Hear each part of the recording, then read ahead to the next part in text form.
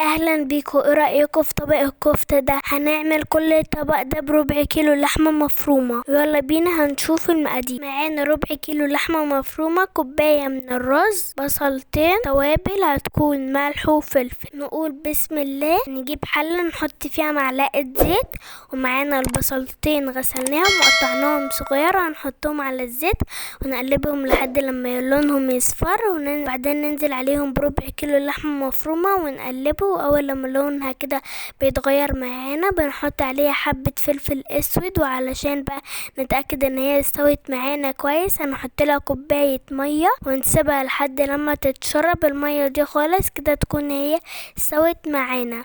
نحط لها بقى الملح. هنشيل اللحمة بعد ما استوت كده في طبق، والرز معانا غسلينه مصفيينه هننزله في نفس الحلة بتاعت اللحمة ونقلبه. نحط عليه كوباية وربع تقريبا من المية، وهنحط له الملح والفلفل ونغطيه ونسيبه لحد لما يستوي معانا بالشكل اللي احنا شايفينه ده. هنجيب اللحمه هنقلبها على الرز، يعني هنقلب الاتنين مع بعض كويس، وهناخدهم بعد كده نبتدي اللي احنا نصبعهم بالشكل اللي احنا شايفينه ده. هنجيب طبق نحط فيه دقيق، معانا بيضه، طبق تاني فيه تقريبا 3 معالق دقيق و3 معالق بقسماط. البيضه بقى هنرش عليها حبه فلفل اسود ونقلبها كده كويس، والطبق اللي فيه الدقيق والبقسماط هنحط عليه حبة ملح وفلفل. طبعا انت لو حابة تضيف اي توابل تاني ممكن، وهنقلبهم بقى كويس كده مع بعض. وهنبتدي بقى نجيب صوابع كفتة اللي احنا عملناها نحطها الاول في طبق الدقيق ونقلب الصباع كويس، بعد كده ناخده نحطه في البيض هنقلبه في البيض، وبعد كده ناخده من البيض نحطه